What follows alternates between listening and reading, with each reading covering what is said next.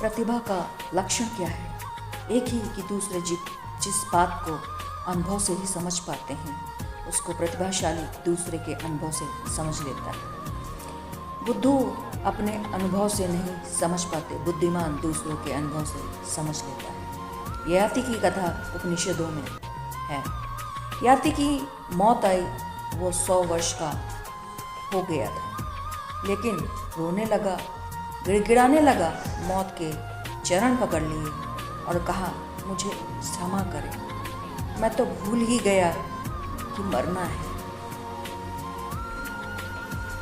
तो मैं तो कुछ कर ही नहीं पाया, राम नाम भी नहीं ले पाया, यह सोचकर कि 100 वर्ष तो जीना है, जल्दी क्या है, ले लेंगे, सो टालता रहा और 1000 कामों में उलझ गया, बाजार में ही पड़ा रहा।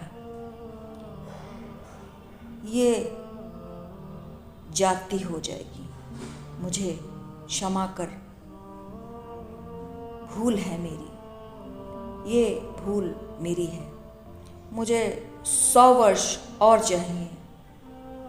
मौत ने कहा, किसी को तो ले जाना पड़ेगा, तुम्हारा कोई बेटा जाने को राजी हो तो चला जाए, तो तुम्हें मैं छोड़ दूं।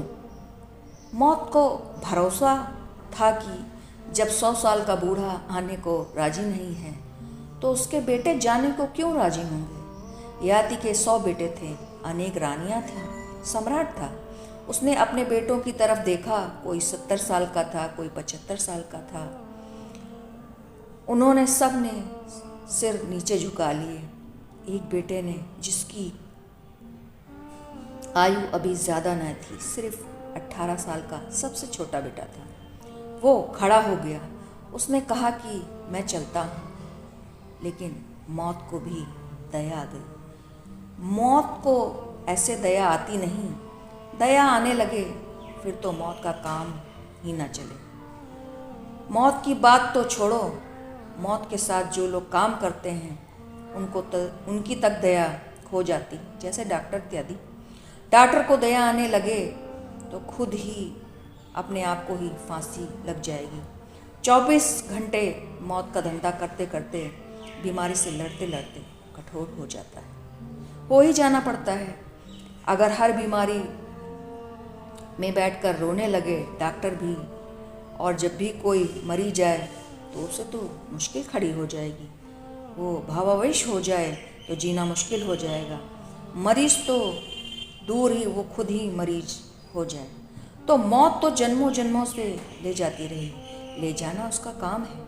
मगर कहते हैं कि उसे भी दया आ गई, दया आ गई इस भोले भाले लड़के पर। अभी इसने जिंदगी देखी नहीं थी, अभी इसको कुछ पता ही नहीं है। उसने उस लड़के के कान में कहा, पागल, तेरा बाप 100 साल का होकर भी नहीं मरना चाहता और तू अभी 18 का है, कुछ तो सोच। तेरे भाई कोई 70, कोई 75, ये भी नहीं मरना चाहते, कुछ तो सोच, तूने अभी ज़िंदगी देखी नहीं। उस लड़के ने, पता है मौत को क्या कहा? उस लड़के ने कहा, जब मेरे पिता 100 साल होकर भी इस जीवन से तृप्त नहीं हुए, मेरे भाई 75 साल के होकर भी जीवन से तृप्त नहीं हुए, और 70 साल के होकर भी मेरे भाई जीवन से तृप्त नहीं हुए, तो मैं जीकर क्या करूँगा? इनका अनुभव काफ़ी है, अतृप्त ही जाना है, 100 के बाद जाना है, तो इतने दिन और क्यों परेशान होना? मैं भी चलने को राजी हूँ। इसे कहते हैं प्रतिभा। दूसरे के अनुभव से सीख लिया। और तुम्हें पता है, ययाति 100 साल जिया, बेटा चला गया। 100 साल जब जीना था तो फिर निश्चिंत हो गया, तब जल्दी क्या है? फिर मौत आई और फिर वही घटना घटी, फिर गिड़गिड़ाने लगा कि मुझे क्षमा करो, मैं तो ये सोच कर कि 100 साल जीना है, फिर भूल गया, एक बार मौका और दे दो। और ऐसा कहते हैं कि ययाति को 10 बार मौत ने मौके दिए और वो 1000 साल जिया, लेकिन 1000वीं साल भी वो मौत के पैर में पड़कर गिड़गिड़ाता रहा था।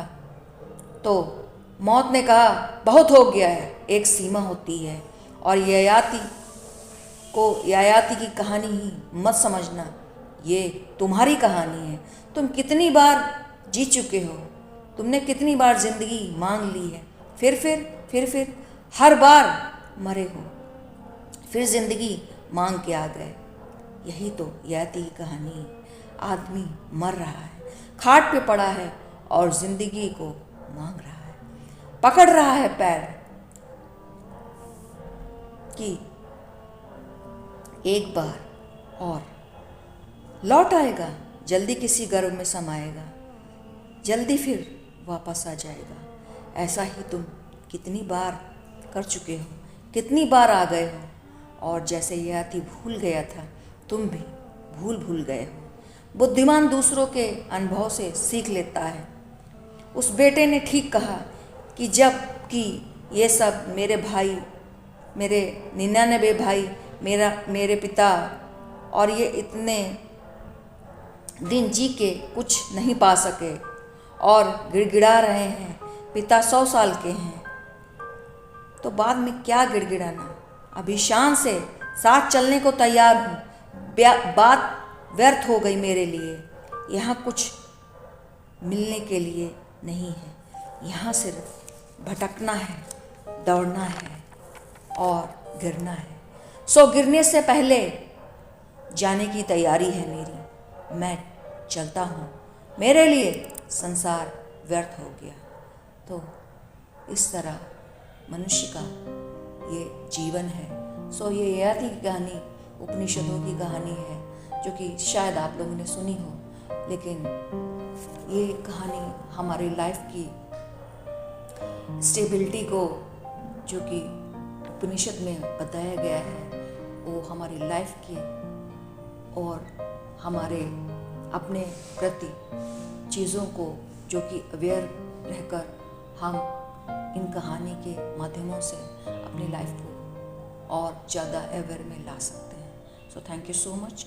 Stay blessed.